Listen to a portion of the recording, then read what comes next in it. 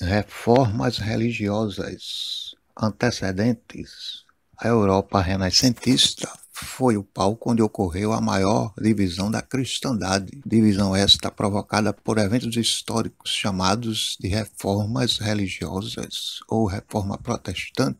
Essa reforma ocorreu dentro de um contexto marcado pela mudança de mentalidades, fruto do Renascimento, onde o antropocentrismo tomou o lugar do teocentrismo. Uma parte da liderança da cristandade passou a questionar a igreja, instituição que estava com a imagem arranhada, consequência das disputas pelo poder. No evento conhecido como Cisma do Ocidente, o movimento das reformas não começou com Lutero, ou seja, quase 200 anos antes, já havia teólogos combatendo a igreja no campo doutrinário e moral. Destacamos dois deles, John Wycliffe, na Inglaterra, e João Hus, na Boêmia, os quais serviram de inspiração para Lutero. John Wycliffe, inglês, teólogo, professor da Universidade de Oxford e assessor parlamentar para assuntos diplomáticos com Roma. Wycliffe viveu numa época em que as monarquias nacionais estavam fortalecendo-se, ao mesmo tempo em que o poder papal era questionado. Ele foi contemporâneo tanto da Guerra dos 100 Anos quanto do Cisma do Ocidente, época em que havia dois papas, um em Roma e outro em Avignon, na França. Wycliffe defendia as seguintes ideias, de maneira geral. O poder da igreja deveria limitar-se às questões espirituais. Questões sobre os poderes temporais pertenciam aos reis. A igreja deveria abandonar o luxo e retornar ao estilo de vida humilde do tempo dos apóstolos.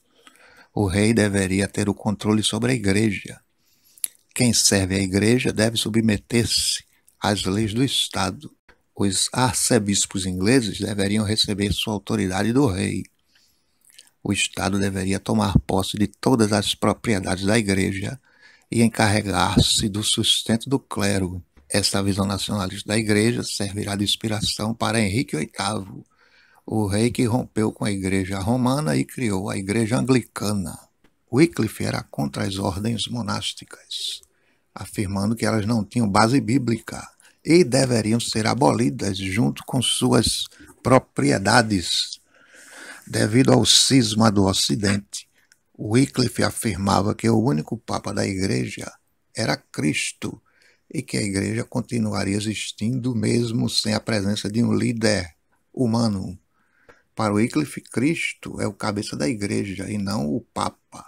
Por outro lado, os líderes poderiam surgir naturalmente desde que vivessem e exemplificassem os ensinamentos de Jesus. A Bíblia deveria ser a única base de toda a doutrina da igreja e a única norma de fé do cristão. A Bíblia deveria ser um bem comum de todos os cristãos e precisaria estar disponível para uso cotidiano na língua nativa dos povos. Naquela época, embora algumas partes da Bíblia já tivessem sido traduzidas para o inglês, ainda não havia uma tradução completa. As pessoas comuns nem falavam latim e nem sabiam ler. Só podiam aprender com o clero, com a ajuda de seus assistentes. João Hus foi um professor da Universidade de Praga, tradutor da Bíblia para o tcheco e mártir. Foi acusado de heresia e morreu na fogueira. Foi um dos seguidores de algumas das ideias de Wycliffe. Tornou-se muito popular entre as camadas mais pobres do povo. Seus seguidores foram chamados de hussitas. A Reforma Luterana, contexto da Alemanha na época de Lutero, em pleno início da Idade Moderna. A Alemanha, em termos políticos, ainda era feudal. Era um conjunto de pequenos ducados, principados, condados, cuja nobreza reconhecia uma fraca lealdade ao Sacro Império, ou seja, a Alemanha era politicamente descentralizada. Uma boa parte dos alemães não simpatizava com Roma, que para eles era uma potência estrangeira. Muitos viam Roma como uma sanguessuga que levava parte das riquezas através das indulgências do comércio de relíquias e todo tipo de contribuições. Foi nessa Alemanha politicamente dividida e economicamente explorada pela Igreja que Lutero viveu. A Igreja passava por uma crise de credibilidade, principalmente após o cisma do Ocidente. A imagem da Igreja estava desgastada perante aqueles que não abandonavam a fé cristã, mas também não deixavam de perceber e de criticar a enorme diferença com aquela humilde igreja dos primeiros tempos dos apóstolos de Jesus Cristo. A enorme diferença quando comparada com aquela humilde igreja dos primeiros tempos dos apóstolos de Jesus Cristo. Quem era Lutero? Lutero era um monge agostiniano alemão, doutor em teologia e professor da Universidade de Wittenberg. Sendo um estudioso da Bíblia e da doutrina católica, Lutero passou a questionar algumas práticas da Igreja que ele considerava erradas, tais como a simonia, uma tradição que consistia em negociar cargos eclesiásticos, as indulgências, uma tradição que consistia no pagamento de uma certa quantia à Igreja pelo perdão dos pecados. Lutero discordava das indulgências, afirmando que nem elas e nem o Papa tinham poder para anular pecados. Quando a Igreja tinha objetivos importantes, ela realizava uma venda especial de indulgências e incentivava as pessoas a contribuírem em troca do perdão dos pecados. Naquela época, a Basílica de São Pedro estava em construção e isso demandava muito dinheiro. O Papa Leão X iniciou uma campanha de venda de indulgências. A venda de indulgências em Wittenberg através do Frei Tetzel revoltou Lutero. Tetzel dizia que bastava a moeda cair no fundo do cofre para que a alma fosse resgatada. Revoltado, Lutero, no dia 31 de outubro de 1517, enviou uma carta ao arcebispo de sua diocese, criticando o comércio das indulgências. As mesmas críticas foram afixadas na porta da igreja do castelo de Wittenberg, um local que era de grande visibilidade. Essas críticas ficaram conhecidas como 95 teses. Essas teses, ao mesmo tempo em que eram diversas críticas, eram também um convite para um debate acadêmico com autoridades em teologia, algo que era comum nas universidades medievais, onde os debatedores argumentavam e contra-argumentavam. O tema central das 95 teses eram as indulgências. Foi grande a divulgação das 95 teses, pois ao cabo de 2 semanas haviam se espalhado por toda a Alemanha e em 2 meses pela maior parte da Europa, graças a um importantíssimo papel da imprensa que facilitou a divulgação do texto.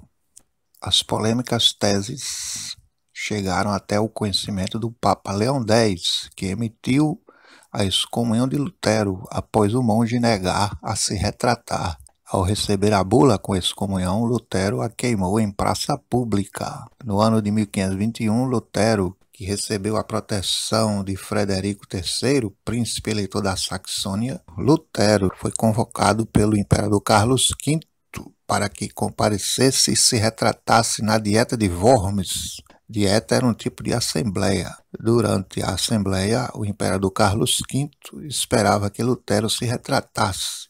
Lutero não se retratou e reafirmou que sua argumentação tinha como base as escrituras e que só reconheceria que estava errado se alguém o refutasse com base nas escrituras e não nas tradições ou decisões de concílios, lideranças, etc. O imperador Carlos V condenou Lutero como herege e pronunciou sobre ele pena de morte.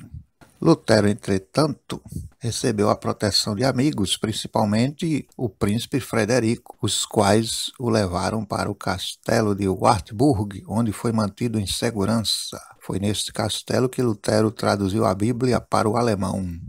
A revolta dos camponeses, ou anabatistas. A fama de Lutero espalhou-se e começou a estimular indivíduos a também questionarem a igreja. Foi assim que surgiu o movimento camponês religioso chamado de Anabatista. que tinha como principais características a rejeição do batismo infantil e a defesa do igualitarismo social. Sobre o batismo, alegavam que somente adultos deveriam ser batizados, pois o batismo deve partir da livre decisão do indivíduo.